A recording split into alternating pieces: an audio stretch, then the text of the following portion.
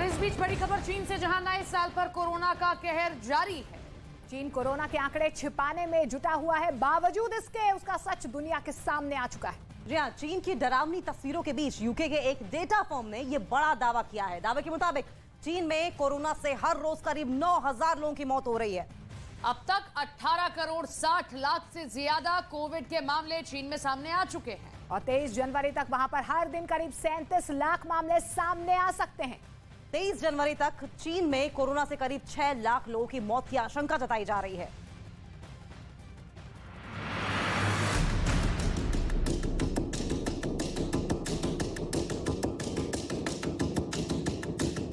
चीन में नए साल पर कोरोना का कोहराम,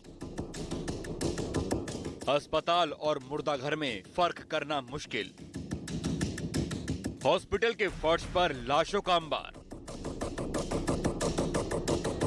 एक दिन में 25,000 मौत की आशंका।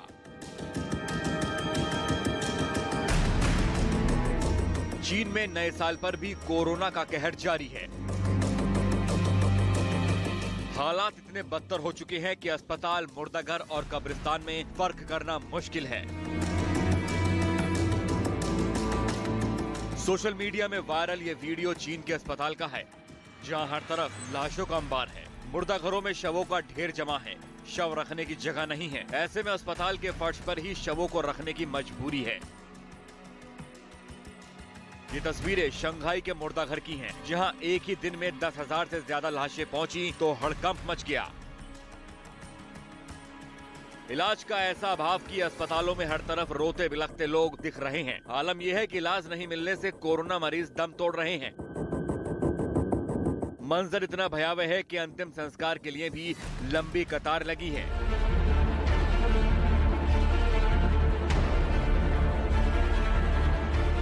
बड़ी बात यह है कि इतनी मौतों के बावजूद भी चीन में अभी तक कोरोना का पीक नहीं आया है। एक अनुमान के मुताबिक जनवरी महीने में चीन में एक दिन में 25,000 से ज्यादा मौत हो सकती है। चीन में 23 जनवरी 2023 तक कोरोना का पीक आने की आशंका है। 22 जनवरी को चीनी नववर्ष शुरू होगा। इस मौके पर चीनी सरकार ने सारी पाबंदियां खत्म करने का ऐलान किया है। चीन ने अचानक नवंबर 2022 में जीरो कोविड पॉलिसी खत्म करने की घोषणा कर दी, जिसका नतीजा ये हुआ कि पूरे चीन में कोरोना का विस्फोट हो गया।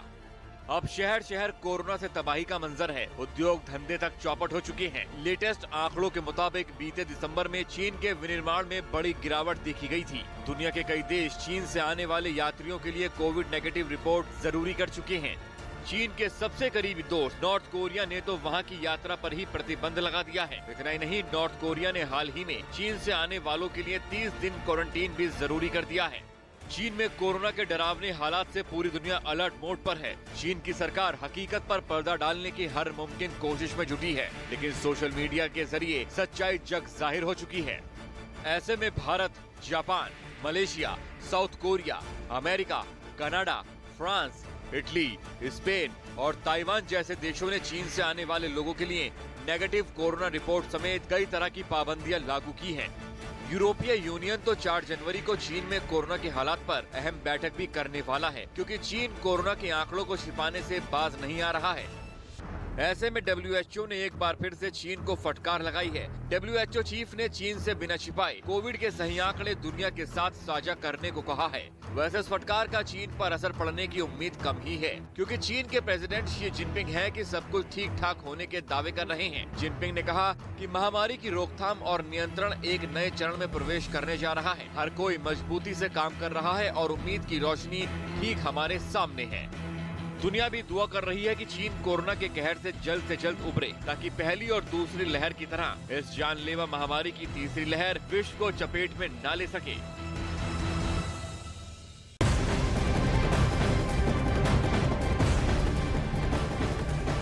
बस इस बड़ी खबर आपको बता दें, बिहार के बगहा में सड़क हादसा हुआ है। इसमें एक आदमी बुरी तरह से घायल हो गया। जी हाँ, पीड़ित का अस्पताल में इलाज चल रहा है। ये बड़ी जानकारी सामने आ रही है।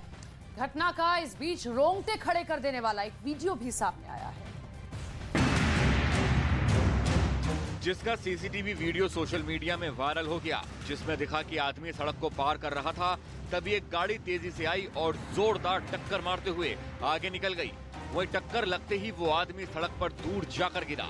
हादसे में घायल हुआ आदमी जब तक कुछ समझ पाता तब तक गाड़ी सवार लोग मौके से फरार हो चुके थे, जिसके बाद सड़क से गुजर रहे लोग वहां पहुंचे और घायल आदमी को अस्पताल में भर्ती कराया, जहां उनका इलाज चल रहा है। वहीं इस मामले में पुलिस भी वीडियो के आधार पर जांच में जुट गई है।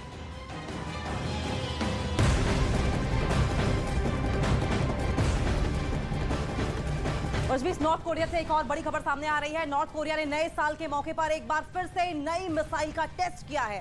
किम जोंग उन ने अपने अधिकारियों को इंटर कॉन्टिनेंटल बैलिस्टिक मिसाइल तैयार करने का इस बीच आदेश दिया है।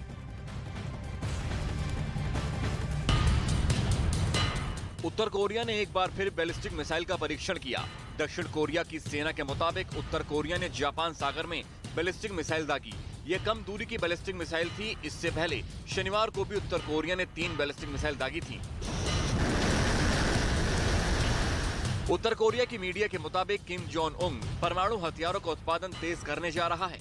उसने अधिकारियों को इंटर कॉन्टिनेंटल बैलिस्टिक मिसाइल बनाने का आदेश दिया, जो किसी भी हमले का जवाब देने में सक्षम हो। यही नहीं, उत्तर कोरिया जल्द ही अपना पहला सैन्य जासूसी उपग्रह भी लॉन्च करने की योजना बना रहा है। किम जोंग उन ने अमेरिका और अन्य सहयोगी देशों पर गंभीर आरोप लगाए। किम जोंग उन के मुताबिक अमेरिका और दूसरे सहयोगी देश उत्तर कोरिया पर सैन्य दबाव बनाते रहते हैं, जिनका जवाब देना जरूरी है। किम जोंग उन के इस कदम से जापान और दक्षिण कोरिया तनाव में है। माना जा रहा है कि इससे पूर्वी एशिया में हथियारों की होड़ बढ़ सकती है।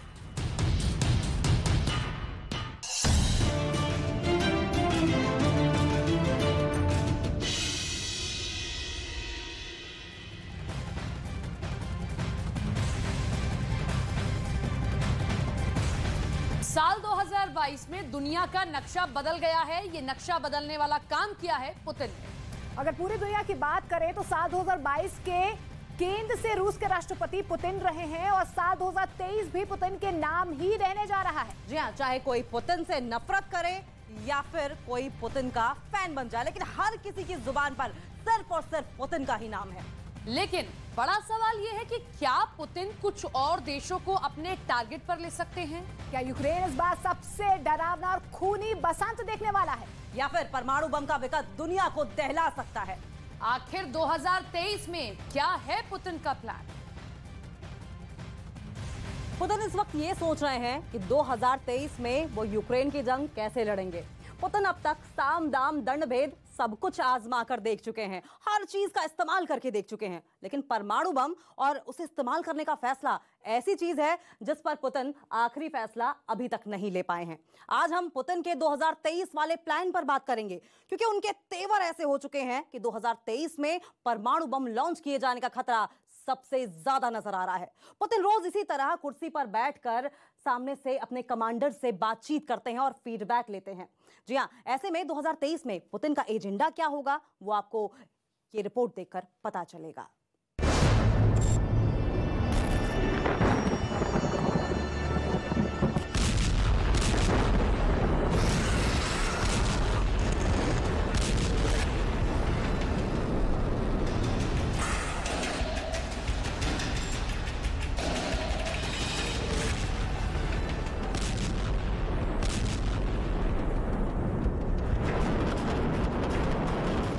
धमाकों के पीछे एक कहानी है।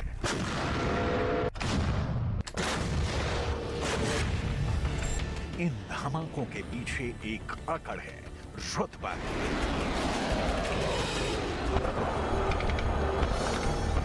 अपनी धमक मनाने की जिद है।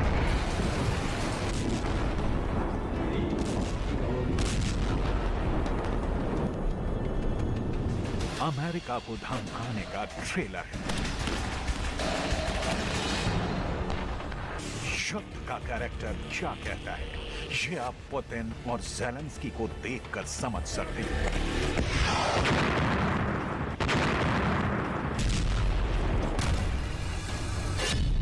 ये मुकाबला दीवार फिल्म के सीन की तरह पूरी दुनिया पर छा गया।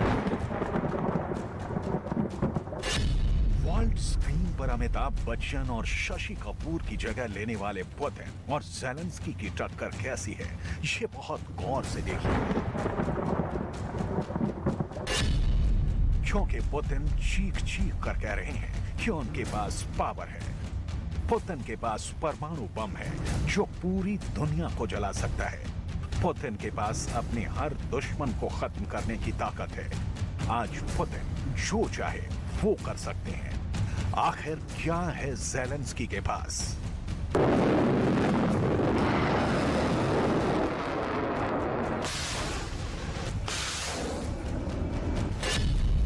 जब पुतिन ने पूछा कि क्या है तुम्हारे पास, तो इन शब्दों की चिंगारी से ऐसी दीवार बन जाती है जो दुनिया को दो टुकड़ों में बांट देती है। और फिर ज़ेलेंस्की कहते हैं कि मेरे पास बाइडन है। ज़ेलेंस्की की हिम्मत बाइडन है। ज़ेलेंस्की का सबसे बड़ा बैकअप बाइडन है। डायलॉग सुनकर पुतिन हैरान रह जाते हैं।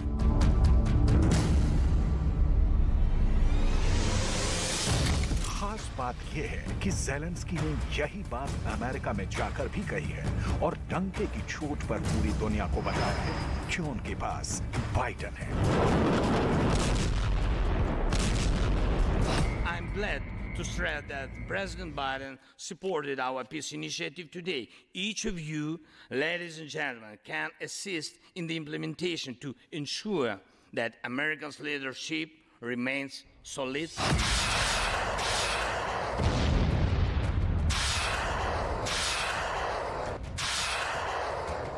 ये पुतिन को ज़ेलेंस्की का टॉप लेवल का चैलेंज है जो पुतिन को बार बार याद आ रहा है। लेकिन पुतिन का दावा है कि बाइडन जो 2022 में नहीं कर पाए वो 2023 में भी नहीं कर पाएंगे।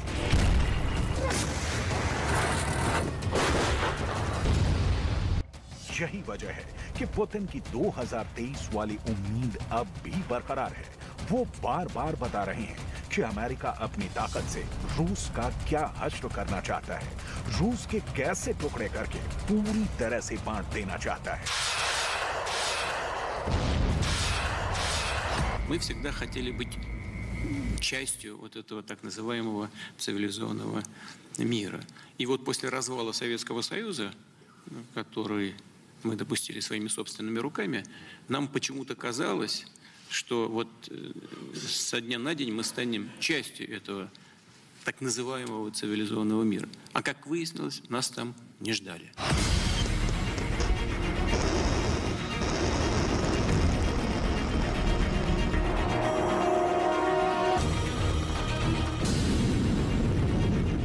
पुतिन ने युद्ध को स्पेशल ऑपरेशन नाम दिया।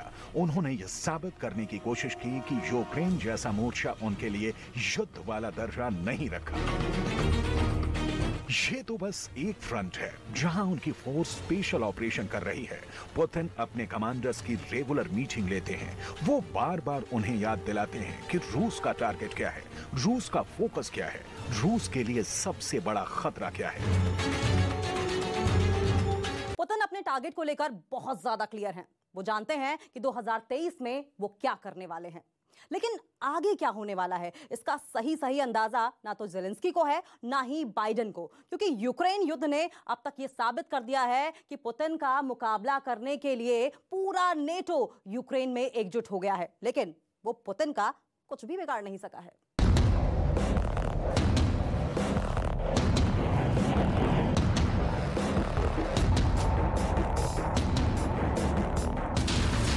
दो 2023 में पुतिन के सामने क्या चैलेंज होगा? क्या नाटो पुतिन से टक्कर लेता रहेगा? क्या ज़ेलेंस्की और नाटो दोनों पुतिन के सामने घुटने टेकने पर मजबूर हो जाएंगे? या अमेरिका के बैकअप के सामने पुतिन को झुकना होगा और वो ये युद्ध हार जाएंगे?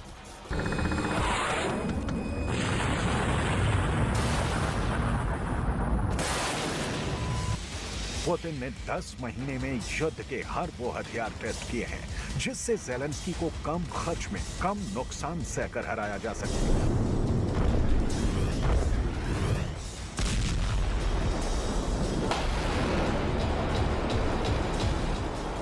पुतिन की प्लानिंग में खतरनाक से खतरनाक जनरल शामिल रहे हैं।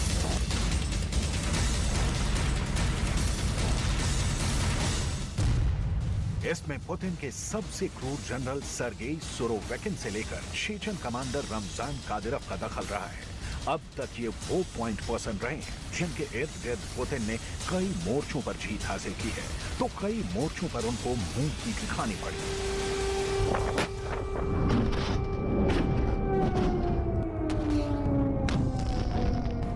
रूस के पास इस बात की पक्की रिपोर्ट है कि अब अमेरिका, ब्रिटेन और नाटो की बाकी फोर्स पूरी तरह खुलकर उनके खिलाफ यूक्रेन में उतर चुकी है।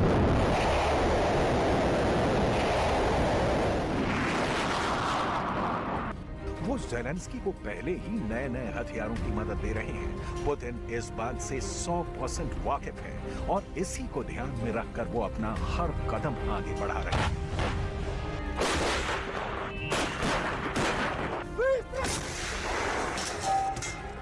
पुतिन ने 10 महीनों से युद्ध पर पूरी तरह कंट्रोल बनाया हुआ है।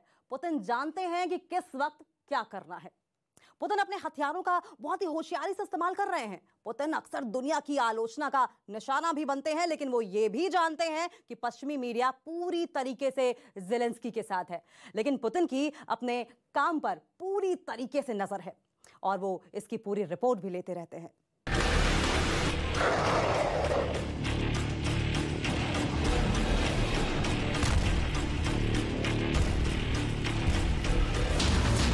इस वक्त पुतिन के सबसे भरोसेमंद लोगों में दो बड़े नाम हैं। एक है उनके रक्षा मंत्री सर्गेई शोइगु और दूसरा नाम है Chechen commander Ramzan Kadyrov. Putin न इनकी सलाह के बिना कोई फैसला लेते हैं, न ही इन दोनों के बिना वो कोई मिलिट्री ऑपरेशन शुरू करते हैं।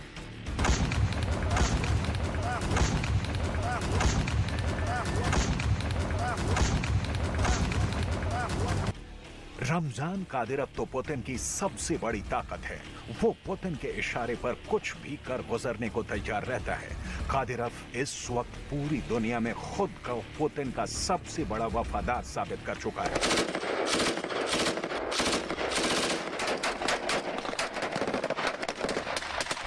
कादिरोव के ऐसे ऐसे वीडियो आए हैं जिसमें वो दावा करता है कि पुतिन के लिए उसकी 100 जान भी कुर्बान है। कादिरोव के बेटे पहले ही मारियोपोल में तैनात हो चुके हैं।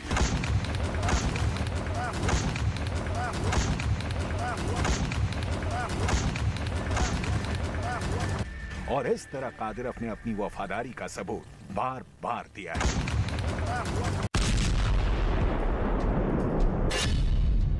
ऐसे में सवाल उठता है कि 2023 में कादिरोव की क्या भूमिका होगी। क्या 2023 में कादिरोव युद्ध जीतने के लिए सबसे खतरनाक कदम उठा सकता है?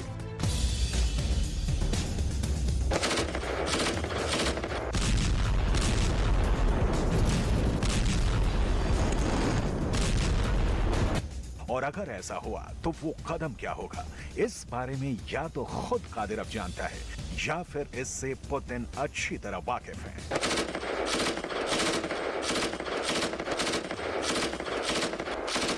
पुतिन जब भी रमजान कादिरोव से मिले, उन्होंने बस यही पूछा कि नए मोर्चे पर अपडेट क्या है।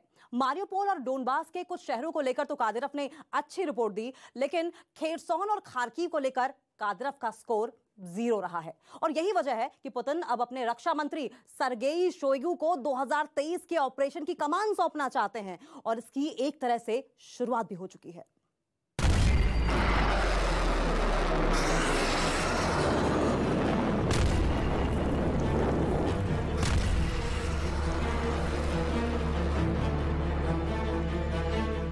रूस के रक्षा मंत्री सर्गेई शोइगु 2023 को लेकर बड़ा प्लान बना रहे हैं और इसे लेकर वो यूक्रेन के एक मोर्चे पर भी गए। ये एक सीक्रेट हेलीकॉप्टर दौरा था। शोइगु ने वही किया जैसा पुतिन ने कहा था। उन्होंने कई मोर्चों से फीडबैक लिया है और अब उन्होंने अपनी आगे की रणनीति बनानी शुरू कर दी है। 2023 में पुतिन चाहेंगे कि वो 3 बड़े शहरों पर कब्जा करें। पुतिन सबसे पहले खेरसोन को फिर से जीतना चाहते हैं और ये काम वो 2023 की शुरुआत में ही करना चाहेंगे। पुतिन इसके बाद खार्किव पर पकड़ तेज बनाना चाहेंगे क्योंकि रूस के बॉर्डर के करीब होने के बावजूद रूस इस पर कब्जा नहीं कर पाया है। वहीं पुतिन का तीसरा बड़ा टारगेट ओडेसा है जो पश्चिमी यूक्रेन में है और इस शहर से होने वाली बमबारी ने पुतिन को और क्राइमिया में पुतिन की फौज को काफी परेशान कर दिया है।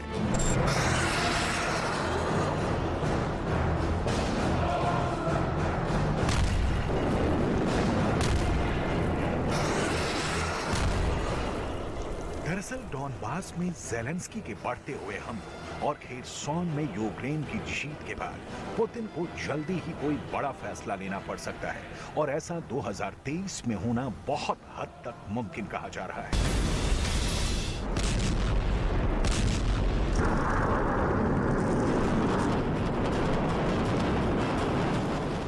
ऐसे में पुतिन का नया मैसेज क्या है? पुतिन युद्ध को किस तरह जीतना चाहते हैं? जनवरी से पहले उनका प्लान क्या है?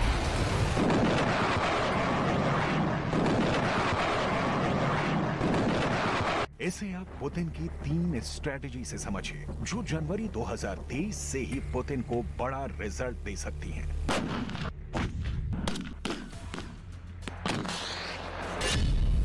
पुतिन की पहली स्ट्रेटजी, रूस अब ईरान के ड्रोन से हमले बढ़ाएगा और उसका सबसे बड़ा टारगेट कीव रहेगा।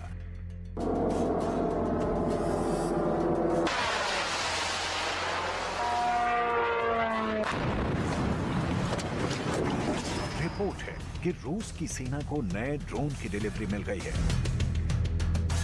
और उसके हमले यूक्रेन के बिजली घरों पर और ज्यादा बढ़ेंगे।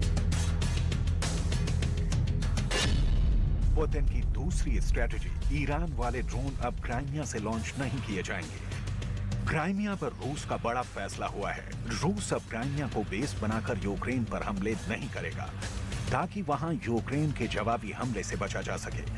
और पुतिन की तीसरी स्ट्रेटजी, पुतिन जनवरी में नई फोर्स के साथ अटैक करेंगे। उनकी नई ब्रिगेड जनवरी में ऑपरेशन के लिए तैयार हो रही है।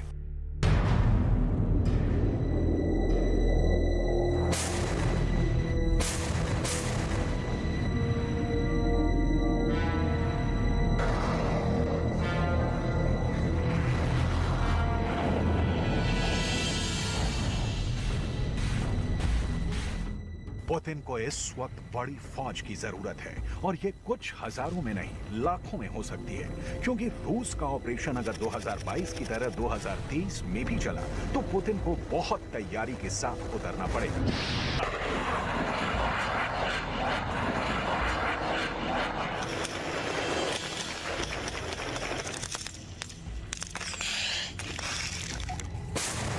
2023 में पुतिन 3 लाख नए सैनिक फ्रंट पर उतारने की तैयारी कर रहे हैं। इन 3 लाख सैनिकों की भर्ती रूस के आम नागरिकों के बीच से बहुत जल्दी में की गई है। ऐसा इसलिए हुआ क्योंकि 2022 में पुतिन अपने 1 लाख से ज्यादा सैनिकों को गंवा चुके हैं। हालांकि ये ज़ेलेंस्की का दावा है कि इसे दुनिया में कोई भी बहुत गंभीरता से नहीं ले रहा है, लेकिन प्रेशर पुतिन पर बहुत ज्यादा है। इसमें कोई शक नहीं कि पुतिन इस वक्त ज्यादा से ज्यादा फौज यूक्रेन भेजना चाहते हैं।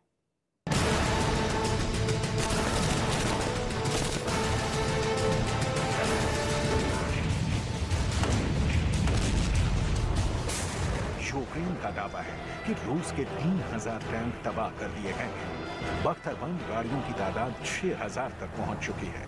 पुतिन की करीब 2000 तोप और बाकी आर्टिलरी खत्म की जा चुकी है।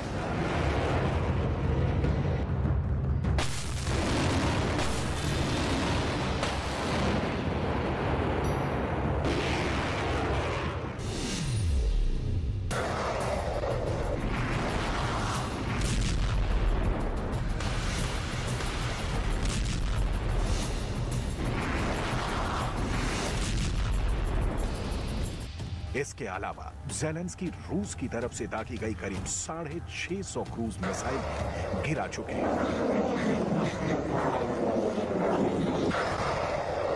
और ऐसे दावे वो रोज कर रहे हैं, लेकिन उनके सामने ईरान वाले ड्रोन अब भी चुनौती बने हुए हैं। इसकी शिकायत उन्होंने बाइडेन से भी की है।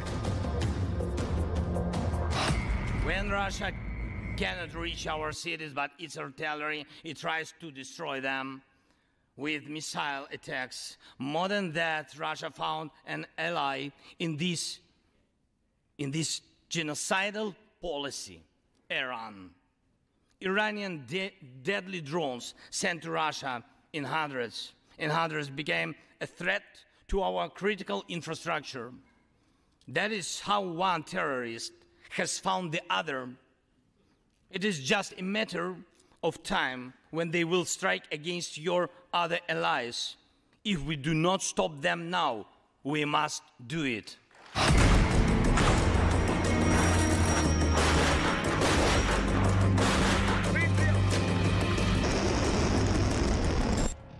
इसमें कोई शक नहीं कि रूस के सामने यूक्रेन की फौज ने बहुत दम दिखाया है, भले ही नेटो की मदद से सही, लेकिन पुतिन की बहुत बड़ी फौज से यूक्रेन की सेना लगातार लड़ रही है। पुतिन ने जरूर यूक्रेन के 4 टुकड़े कर दिए हैं, लेकिन ज़ेलेंस्की की फौज अब भी डटी हुई है। ऐसे में पुतिन के सामने संकट नई फौज तैयार करने का है, यानी नंबर्स। किसी भी युद्ध में आंकड़े बहुत मायने रखते हैं।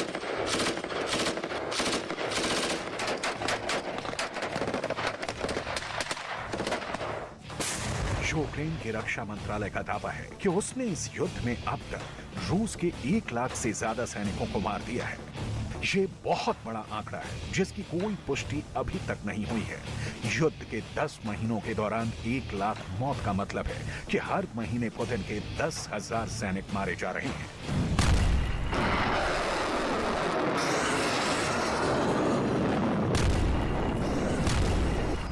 यूक्रेन में जिस तरह की लड़ाई चल रही है, उसे देखते हुए इसमें कोई शक नहीं कि ज़ेलेंस्की ने जो कहा उसकी बातें पुतिन के लिए बड़ा अलर्ट बनकर आई है। पुतिन के मौत वाले कुएं को लेकर यूरोप का मीडिया भी बहुत आक्रामक है।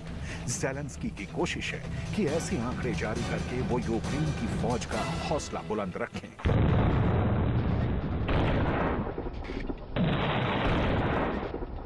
और पुतिन की फौज का मनोबल गिरता जाए।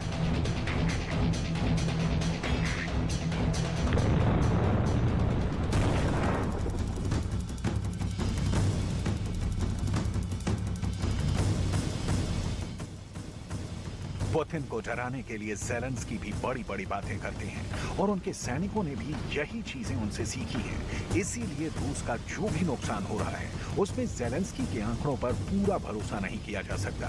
ज़ेलेंस्की को पुतिन की फोर्स पर हमलों को लेकर रोज रिपोर्ट भेजी जा रही है।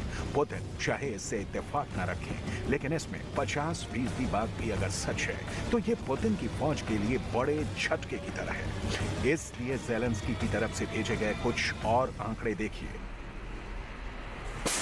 यूक्रेन का दावा है कि रूस के 400 से ज्यादा मल्टी रॉकेट लॉन्चर तबाह कर दिए गए हैं। 200 से ज्यादा एयर डिफेंस सिस्टम भी खत्म कर दिए गए हैं। 4,500 से ज्यादा मिलिट्री व्हीकल हमलों में तबाह हो चुके हैं। 16 नेवल शिप तबाह कर दिए गए हैं। यूक्रेन रूस के 281 फाइटर जेट भी गिरा चुका है और उसके 260 से ज्यादा हेलीकॉप्टर भी तबाह हो चुके हैं।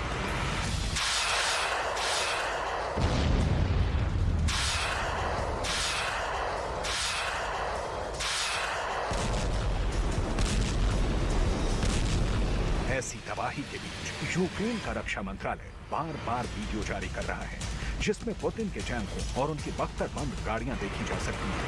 पूरी तरह जली हुई कबाड़ बन चुके ये हथियार अब टैंक वाला कब्रिस्तान कहा जा रहा है। देखिए, जहां पहली बख्तरबंद गाड़ी है और दाईं तरफ दूसरी बख्तरबंद गाड़ी देखी जा सकती है और उसके पीछे तीसरी बख्तरबंद गाड़ी देखिए। अब इसका निचला हिस्सा ही बाकी रह गया है। इस तरह पूरे इलाके में रूस की बख्तरबंद गाड़ी और टैंक अब कबाड़ की शक्ल में बचे हैं। इन सबको यूक्रेन की फौज ने घेर कर मारा है। यूक्रेन के रक्षा मंत्रालय ने एक फोटो भी ट्वीट की है। यूक्रेन का दावा है कि रूस के 3,000 टैंक को तबाह कर चुका है और इस तस्वीर में एक जंग घायल लोहे का कनस्तर बन चुके टैंक को दिखाया गया है और उस पे बड़े बड़े अक्षरों में लिखा गया है 3,000। ऐसी तस्वीरों और वीडियो के जरिए पुतिन उनकी फौज में खौफ भर देना चाहते हैं और वो कुछ हद तक इसमें कामयाब भी हुए हैं। पश्चिमी मीडिया का दावा है कि ज़ैपोरिज़िया में एक टैंक कमांडर ने रूस के ही चेक पॉइंट को उड़ा दिया है क्योंकि उसकी रूस के ही एक लोकल कमांडर से बहस हो गई थी। Вони ні на що не здатні, окрім розрухи. Це все, що вони полишають по собі. І те, що вони роблять зараз проти України, це їхні намагання помститись за те, що українці вже неодноразово захищали себе від них. Україна ніколи не буде місцем для розрухи. Україна ніколи не прийме порядків від цих товаришів з Москви. Зробимо все, щоб відновити кожен зруйнований окупантами об'єкт, кожен будинок, кожне підприємство.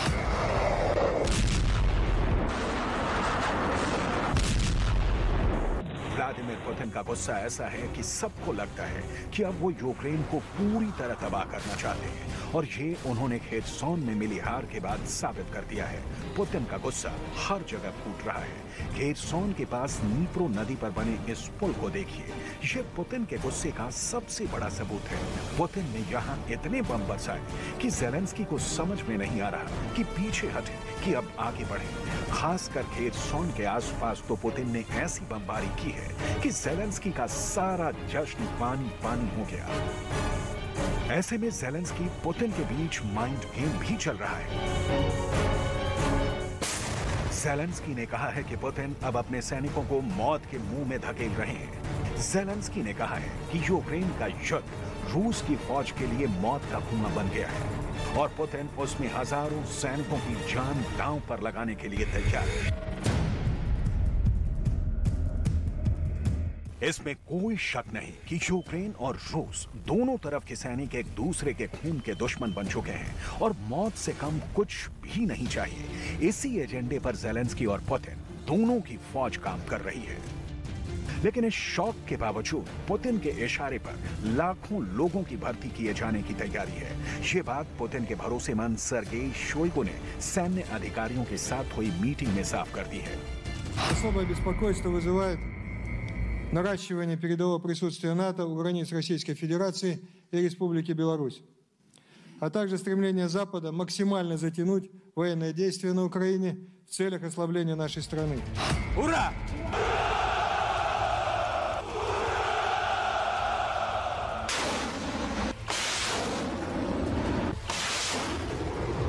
पुतिन नहीं चाहेंगे कि 2023 में वो इन खतरनाक आंकड़ों का बोझ उठाए। इसलिए 2022 में वो अपनी गलती सुधारना चाहेंगे।